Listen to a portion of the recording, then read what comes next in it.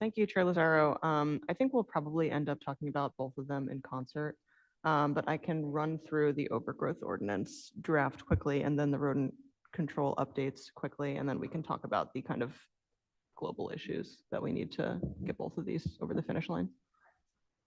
Great. Thank you. Thank you, my fellow counselors, for your collaboration on these two ordinances. Again, one of them is new, one of them we're just updating an existing ordinance on the books. Thank you to Director O'Connor for proposing these updates and for your collaboration on this. I believe the last time we met on these ordinances was just a month or two ago. In broad strokes, just to get us all on the same page, the overgrowth ordinance is new.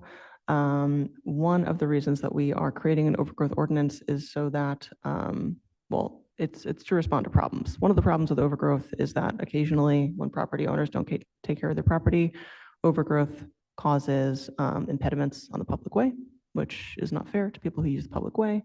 And the Board of Health needs something on the books that allows them to take enforcement action when that is occurring. Again, it's rare, but when it does happen, the city needs to be able to step in. So this ordinance would create that possibility. Secondly, the Board of Health Director has been taking steps to shore up the city's responsiveness to our rampant rodent issues in the city, which are, I'd say no better or worse than anywhere else in the region, but being able to strengthen our holistic systemic approach to rodent control is a big part of keeping rats away from every part of the city, whether there are burrows on your street or not. The city needs to have more tools to help property owners prevent rodents on their property and take enforcement action when people are not being responsible about it. So the rodent control ordinance already exists. We want to add some language that would give the Board of Health more ability to step in and take enforcement action when necessary. And we are also looking for ways to direct more of the fees and fines associated with both the overgrowth ordinance and the rodent control ordinance into the rodent control revolving account so that the city has more funding available to do its rodent mitigation work, which, as we all know, every single neighborhood of the city really needs, and the city needs more resources to be able to do that. So it's appropriate that fees and fines collected associated with violations of the overgrowth ordinance and the rodent control ordinance should go into that fund. So since last time, I have updated the drafts to include more comments from Director O'Connor to kind of bring us to where we are in this meeting. And we have also had a preliminary review of the draft ordinances by City Solicitor Kevin Foley. Because of when he joined City Hall, this is the first time that he's had the opportunity to review these drafts.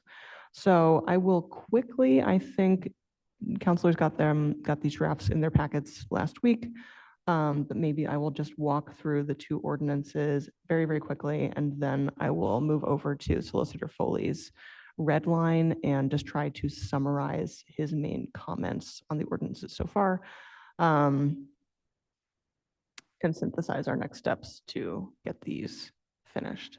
So actually, I want to interrupt myself. And before I dive in, Director O'Connor, if there's anything that you'd like to say as introduction or to introduce these projects, by all means. No, not really. Thank you. Okay. Oh, sorry, we should have you mic'd. Thank you, Councilor Coates, for all your work on this and for helping push this forward. We really do feel this is very important to help us continue our mitigation efforts and also to address some of the violations in a more meaningful and better enforcement. So appreciate you all taking this under consideration and happy to answer any questions at the end. Great. Thank you so much, Director O'Connor.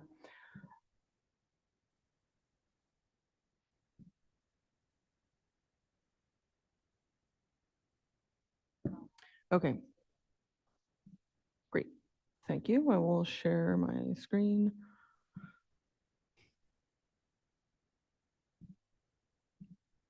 So I will quickly share the non-redlined version, and then I'll move over to Solicitor Foley's redlined version.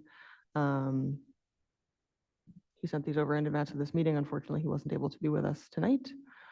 This is just to get everybody up to speed. These are also linked on the City Council's public portal if anybody wants to follow along.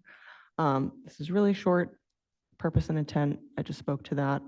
In this initial draft, we were looking to see if the solicitor had feedback on if any of these kind of overgrowth specific terms should be defined for clarity within the ordinance.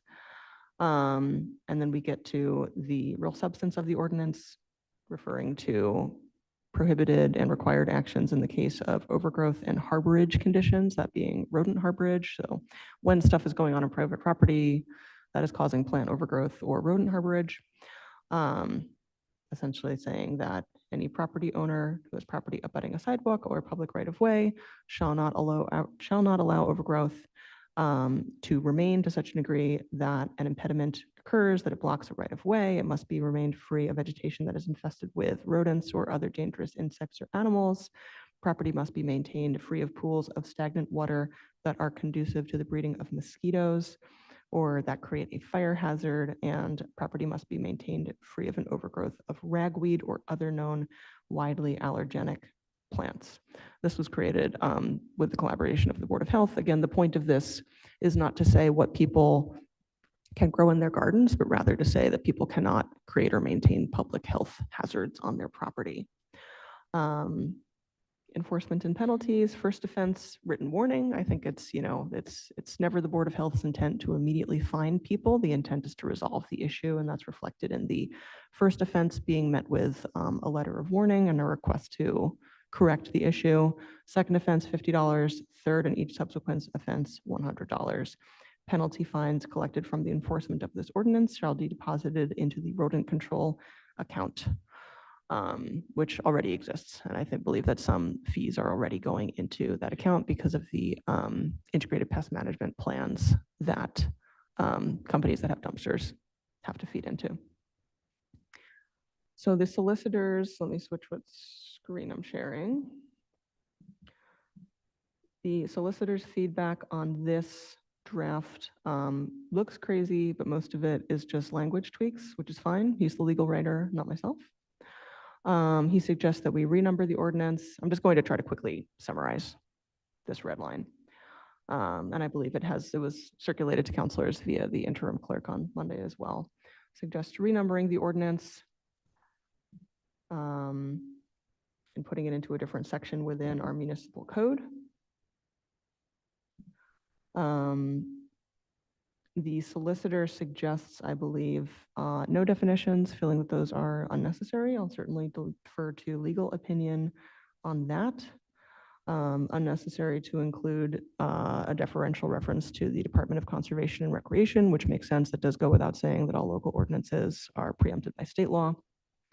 There is some wordsmithing on the, on the kind of the heart of this ordinance that talks about what property owners may or may not do or must do to correct overgrowth that's affecting public way. And the solicitor also recommends that we not include language regarding an overgrowth of ragweed or other allergenic plants. I'm just looking for, sorry, there's a lot of comments here and I'm trying to find the one that explains his understanding. He writes, as a practical matter, property owners cannot be expected to, pardon me, calling into question whether the city can legally enforce a prohibition on certain types of plants growing on public property. And with this, I think he's saying it is impractical, either not possible or impractical for the city to prohibit property owners from ragweed growing on their properties. Because the solicitor isn't here and there's a lot of comments on both of these ordinances, this is something that I'd like for us to discuss further before we finalize this ordinance, because I think broadly, with all of these ordinances and with a lot of ordinances, it's not really that we want to be able to fine anybody if there's ever ragweed growing on their property ever. That's not the point. That's never how the Board of Health is going to be spending their time, running down where ragweed occurs. It's just that the city needs to be able to intervene if there's an overgrowth to such an extent that it's really causing problems. We need something on the books that they can then intervene. To that end, I'm not really clear on why it's problematic to have that language in there, knowing that this is never going to be enforced unless it actually creates a public health hazard.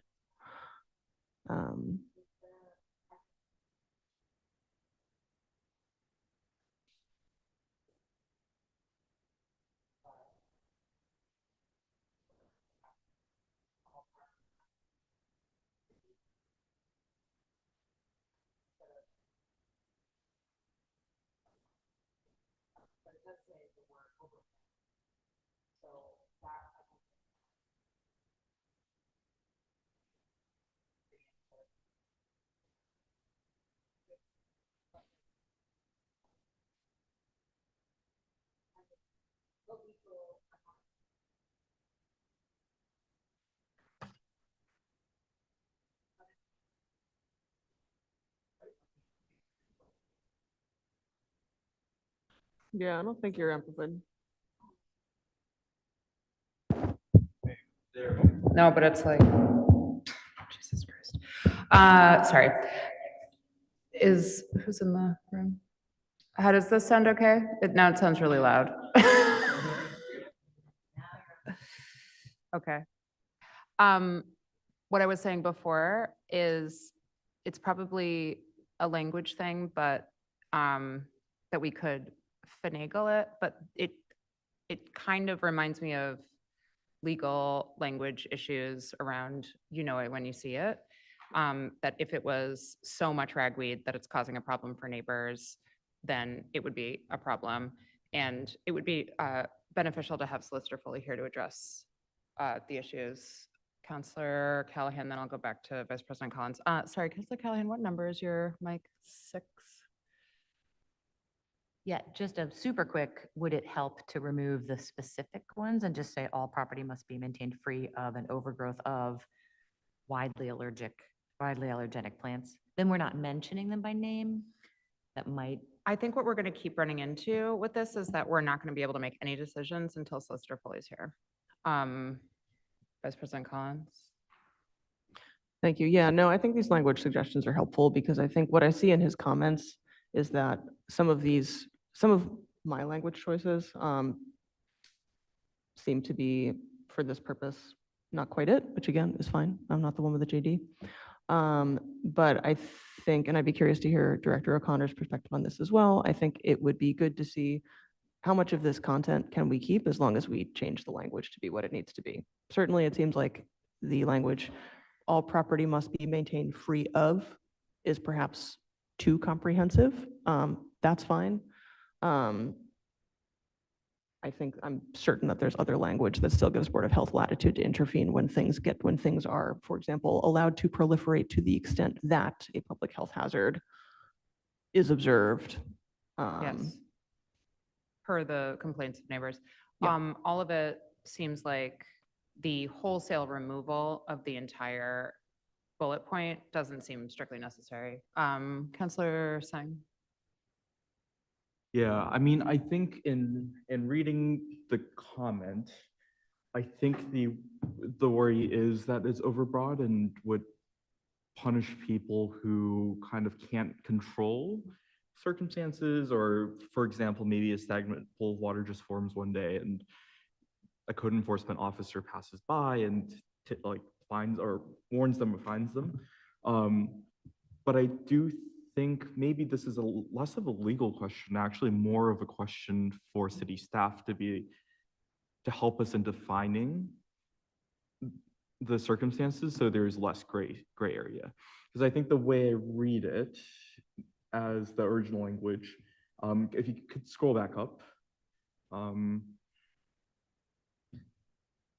I think the way that I would have found difficult for a court, if this, for example, ever got litigated, would be what would make it difficult for a court to understand is where to draw the line between this is clearly not, intentional or negligent on the behalf of a property owner versus this is, and where to draw the line.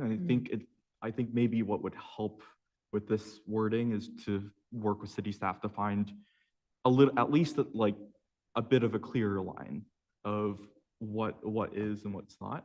I don't necessarily read the comment from the solicitor to say that all of this is unenforceable. I think it's just as is, it's a bit overbroad. So I think with that in mind, I think it's actually the people we should talk to first are actually maybe city staff with a better understanding of the issue and the trouble that we're trying to solve. Thank you. Vice President Collins? Yeah, thank you. I think that's helpful. And I'd say if going to follow up about this with, going to follow up about all of this with Board of Health after this meeting, of course, like we were talking about before the meeting, but if for the purposes of our general edification, if there's any sort of clarification that you'd like to provide in this setting on sort of like what we're really going for here would be most helpful to your department. That is our whole goal with updating this ordinance. So feel free to use this forum to shed a little bit more light on the situations in which it would be helpful for you to be able to intervene. And certainly, I'll be reaching out to collect that information when we go back and update this draft as well. So if you'd like to speak to that now, that's fine. Or we can review more at our next meeting. Oh, sorry, could you turn the mic on? Oh, sorry. I apologize because I have not seen the red line version, so I haven't really had a chance to go through it, but my understanding, like, the overgrowth to me is the key, right? We're not punishing anyone for having, a little bit of ragweed on their property. It's overgrowth, unkept. Not that it's intentional, but that it's there. And, pools of stagnant water that are conducive to the breeding of mosquitoes. So, if you have a puddle on your property after a rainstorm, that's going to dry up. That's not a pool of stagnant water. That's not going to breed mosquitoes. But if you have, tires on your property or things, open barrels or whatever, that water could sit there long enough and be stagnant. We have people with pools that they no longer use, but they can maintain to have water in their pools. And that is certainly a breeding ground for mosquitoes and causes problems for neighbors. And we do have West Nile virus and other concerns with mosquitoes. So I would love to go over this with Councilor Collins and the city solicitor to really see, like, again, I really haven't had a chance to look at his issues with some of the language, but happy to do, have to go over it with him. Oh, sorry, you're not. Oh, sorry. Thanks. I had a question about the ragweed portion. I think your illustration of the stagnant water really helps us understand what we're trying to solve here.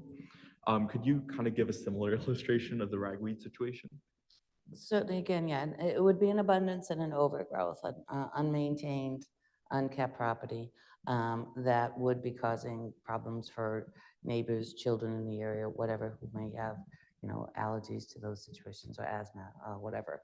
So again, it would be an overgrowth situation, an extensive situation, something that a neighbor would complain about, basically. And that's when most of the time how we find out about these issues. It's not that we would be going out looking for them. It's most of the time neighbors themselves are complaining about their neighbors' properties because they are having issues. Thanks. Yeah, I think that helps. I think we're beginning to see, at least with the stagnant water situation, maybe a way that we could define the situation that's a little bit broader than just like the creation of. Although that might actually capture what you're describing, but we could maybe put in something with regards to like containers, vestibules, something of stagnant water, so that people know more clearly what we're referring to. I don't know. I don't have any specific suggestions right now. No, that's actually a good idea. But I think that might help just make it clearer. And then if we can find this similar kind of like an analogy wording for the ragweed situation, that might be helpful. I think extensive might not be clear enough of a line, which is why I think we might need to just think about it for a little bit. But yeah. I don't know if problematic would be, I don't know, yeah. I have two of our sanitarians are with us too, so if they have any suggestions, or they're the ones out there doing this work every day, so.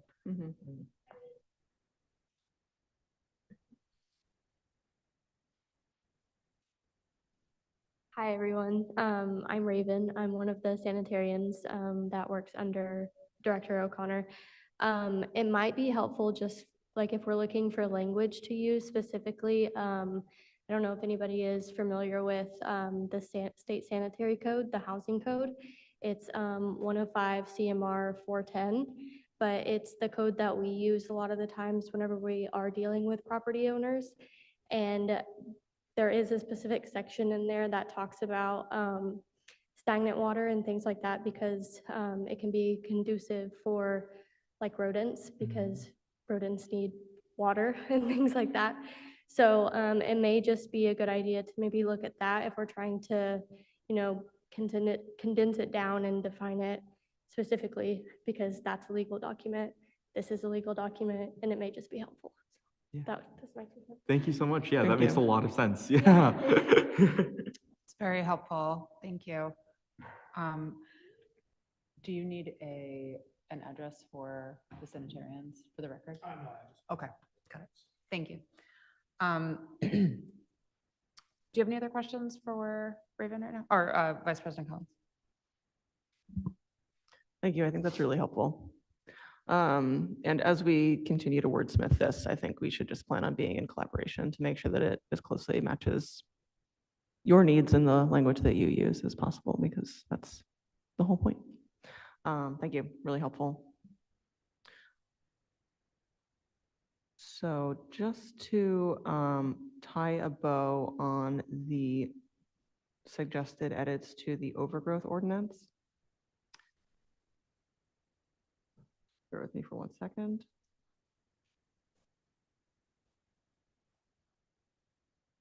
So the final major piece on this ordinance is our segue into the rodent control ordinance updates as well.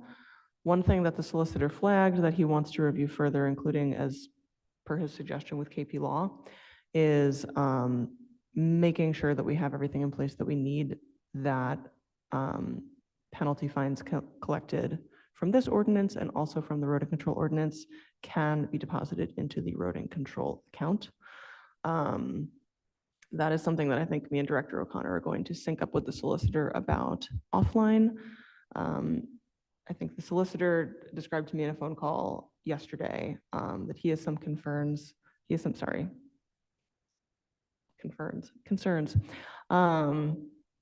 that while we have the language on the books that we need so that fees can go into revolving accounts, he is concerned that we don't have the language on the books that we need so that fines can go into a revolving account.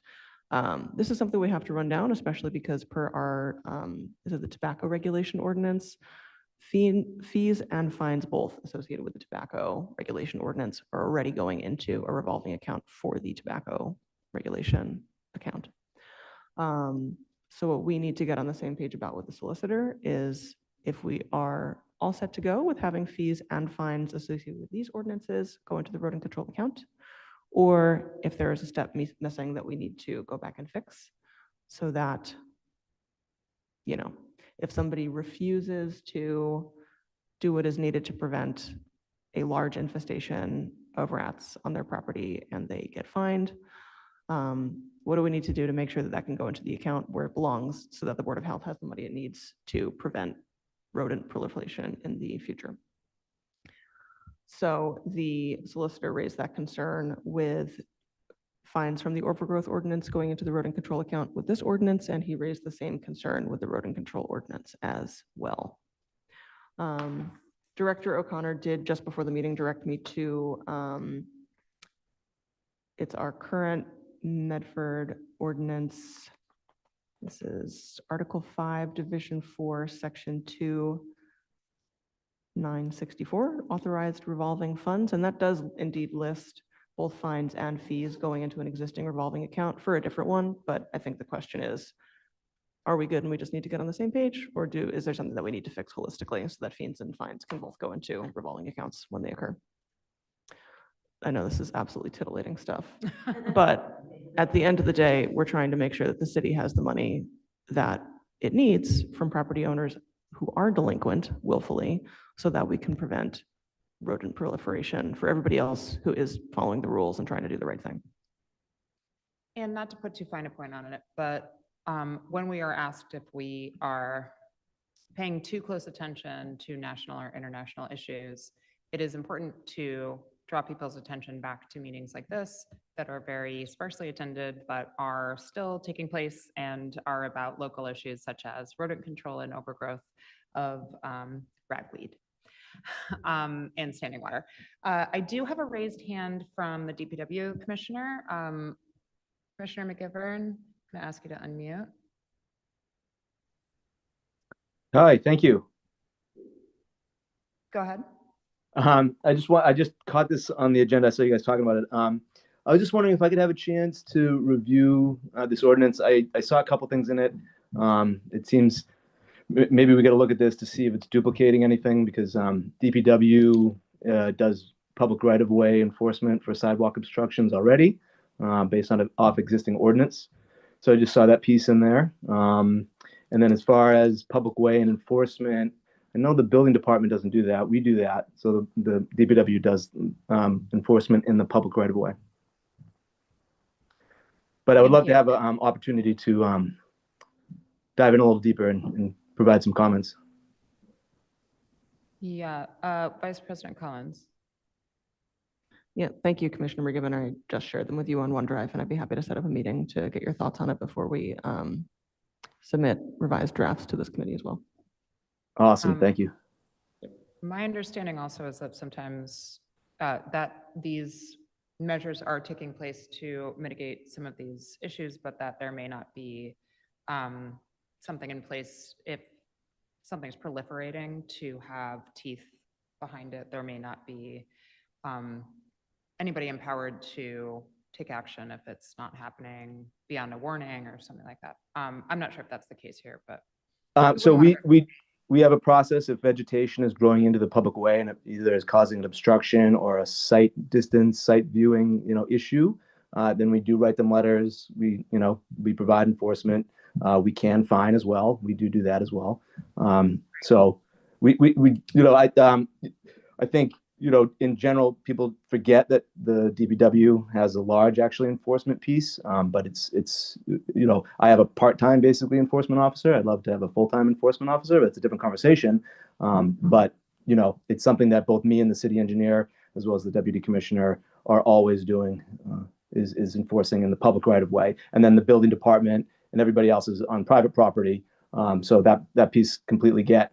And I would agree that the ordinance that exists now is not very strong. It's very old when it comes to sidewalk obstructions and things like that. So I think it just needs to be, we need to look at existing ordinance, see what DPW is already enforcing, see what we're already doing, and make sure this one is coordinated. Okay, sounds good. We wouldn't want to replicate efforts if it's not necessary to. Thank you for mentioning that. Yeah, no problem. Thanks for putting something forward that I think needs to be addressed. This is great. Councillor Collins. Great, thank you. And want to thank you again, Commissioner McGivern. Well, I will absolutely welcome your comments on this, and certainly we'll want to make sure that, especially when it comes down to who's responsible for what in terms of enforcement action, that it's clear that the division of who's responsible for what is clear between departments and also clear for residents. So thanks again for chiming in on this meeting, and look forward to discussing your feedback on this draft as well. Yeah, And I meant to turn on my camera. Sorry about that. I was even testing it out. okay. But anyway, I'm all set with you guys. Thank you very much, and have a very nice night. Thank you. Bye-bye. Great. If there are no other comments on the overgrowth ordinance specifically at this time, I'd suggest we segue to the rodent control ordinance, which again, really similar to this one, and a lot of the issues I think are the same. Yes, please do. Okay, great. I'll share my screen again.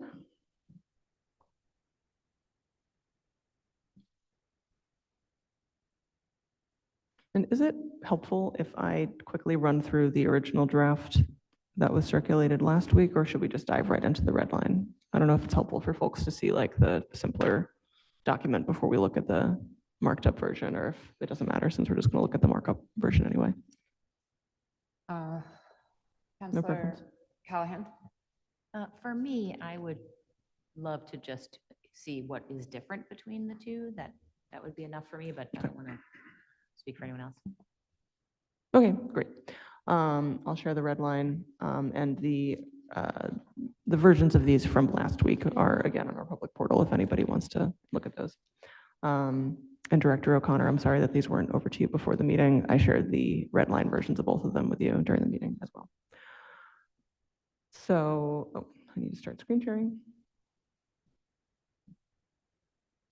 Okay, so again, we've already talked about why we are updating this. It's to strengthen the city's ability to intervene to control our rodent population and to make sure that fees and fines, both that are collected in association with this ordinance, can go into the rodent control revolving fund. So again, the solicitor has wordsmithed part of this ordinance, which I appreciate. So there's some language changes.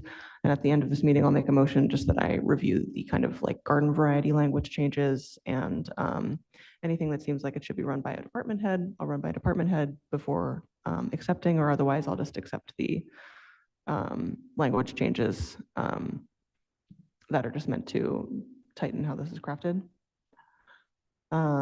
So just to go from top to bottom, some, I think, inconsequential language changes. The solicitors added a couple of definitions for us on the difference between private backyard composting and curbside composting. Again, not being an attorney, I didn't want to take a stab at defining those myself, even though I know what they are. Not a lawyer. The solicitor has some suggestions for how the requirements for private property should be phrased.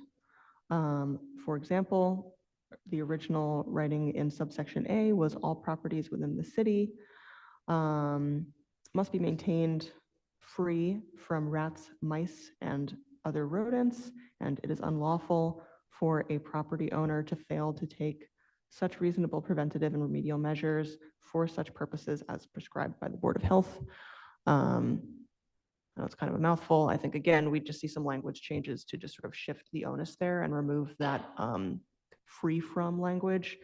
The updated suggestion is all properties within the city, including private property, must be maintained to reduce and eliminate the threat of infestation by rodents, and property owners must take reasonable preventative and remedial measures when ordered by the Board of Health.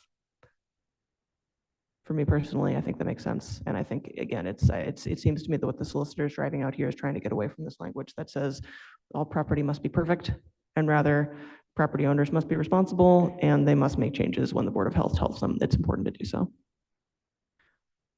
So we have some changes that are kind of along those same lines. Here, the suggester suggests removing a reference to the overgrowth ordinance and the wildlife feeding ordinance, just saying that's unnecessary, which is probably true.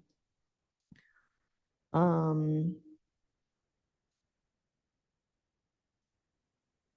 think some inconsequential language edits throughout this section. A large change occurs in subsection C, and this is again under general requirements on public property, private property. The solicitor has suggested, originally in the draft ordinance kind of enumerated more details on if a rodent infestation occurs, if the Board of Health observes one, what must a property owner do? And I think that the solicitor's suggestion is to make that language a little more general and to point towards Board of Health regulations, have those requirements kind of housed within Board of Health regulations as opposed to inside of this ordinance, which I don't necessarily disagree with. Would be interested to hear Director O'Connor's feedback on that, either at this meeting or when you've had a chance to review this more closely. And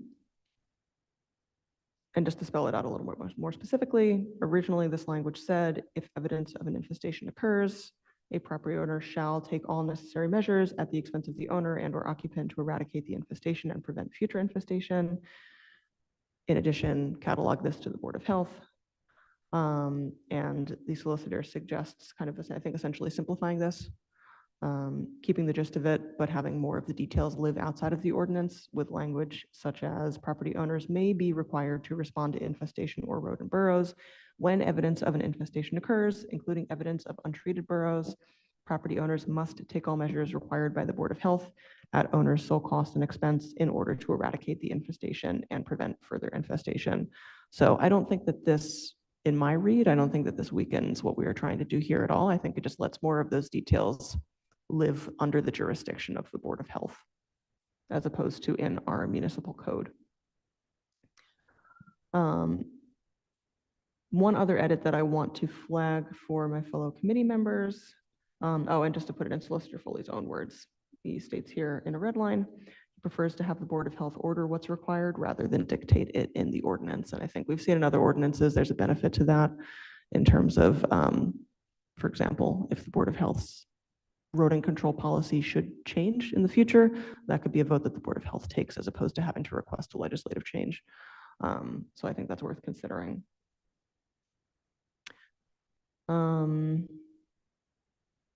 Originally, the draft included subsection D, which said that rodent poison should be avoided in favor of any and all other non-rat poison prevention and mitigation strategies. The solicitor suggests taking that out. I suspect, again, it's his recommendation that, it's not that we shouldn't be suggesting people don't use rat poison, because people should not be using rat poison. It's extremely bad for the ecosystem, but rather that should live in a Board of Health ordinance. Board of Health regulation. And just to finish the review here,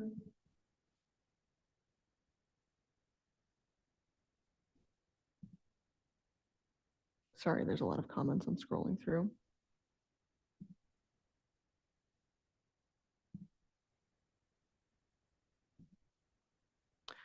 I think this is one for the follow-up. We had discussed requirements around having compromised compost bins, which is obviously if your compost bin has a hole in it, that's a vending machine for rodents. So it's very important that damaged compost bins or any trash receptacle be promptly replaced. We also talked about a program to make sure that, like, especially our senior residents don't have to pay the replacement fee. The solicitor suggests removing that. So I think I want to follow up with him about if that's just something that he wants to have in a regulation or if there's some other reason to take that out.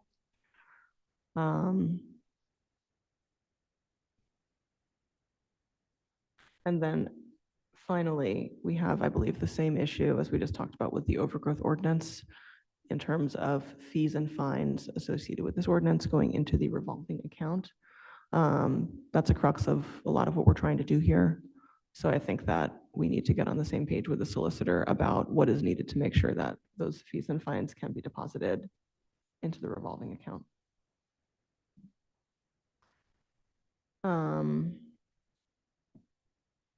I just spoke a lot, so I'll pause there to see if there are any preliminary comments or questions or clarifying questions from my fellow counselors, or if Director O'Connor would like to mention anything at this time. Thank you, Vice President Collins. Do any other counselors have any comments or questions? Seeing none. Vice President Collins, if you have more you'd like to address here, you can carry on. Great, thank you. I will, thank you. And just to make sure that I note it, we also updated the fee schedule for this ordinance, and I think it's, no, I guess I was going to say, I think that's an Appendix A, but I think it's actually just attached to the ordinance, so it's not a separate section. In Muni Code, we also updated the fee schedule for rodent control fees in Article 4, Section 6. This was with consultation from Director O'Connor, just to make sure that we brought those fees kind of into the 21st century. Some of them for commercial owners were very low, especially compared to other communities. And again, this is not to be punitive or to charge people for problems that haven't yet occurred. It's just to make sure that the city has the bandwidth that it needs to prevent rodent proliferation for everybody. So to summarize, I think that the main things to do on this ordinance are to assimilate the language changes that are just kind of inconsequential, that are just language improvements, to run the consequential language changes by Director O'Connor to make sure that they still capture the intent of what we are trying to do here. And I think the big piece of that is making sure that it makes sense what to take out of the ordinance and put into Board of Health regulations, and just make sure we're aligned on what should be in the ordinance, what should be in the regulation. And then really to nail down this piece around, are we already enabled to collect fees and put them into the revolving account? Is there something else that we need to tweak so that we can do that? Or is that something that we're already clear to do and we can full steam ahead?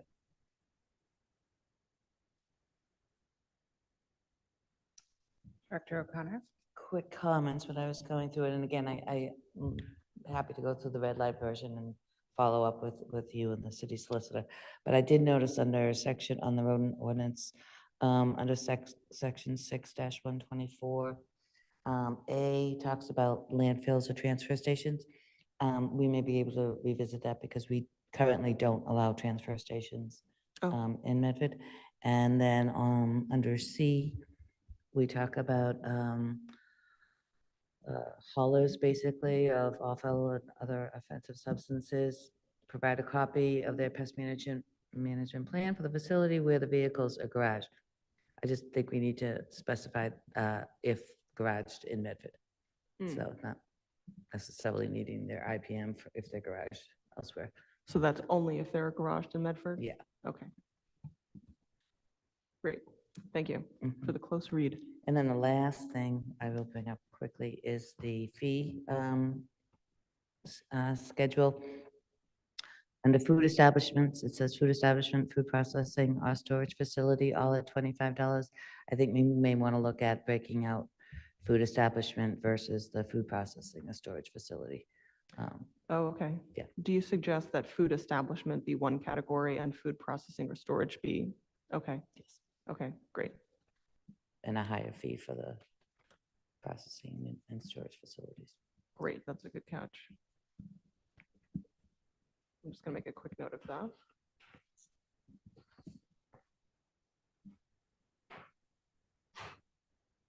That's it. Great. Thank you. Thank Thank you you. very much. Counselor Callahan has a comment. Thank you. Mostly, I just want to really thank you, Counselor Collins, and also Director O'Connor for all the work that you've done on this. I know it's been a long time. I think we're nearing the final stretch. You know, this really is what it looks like when you have a city council and administration working together to tackle the problems that matter to people here in Medford. And I'm glad we're getting the final legal review. And I really look forward to seeing the final results and getting you the, you know, the sort of legislative tools that you need to be able to take care of our residents in the way that I know you want to. Thank you so much. Did a very well. Can't say it better. Counselor Singh concurs.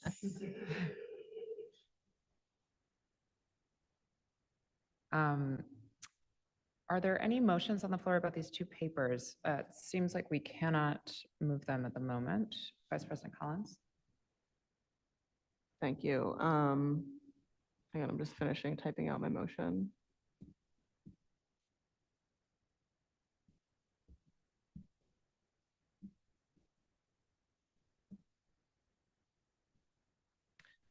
I would make a motion to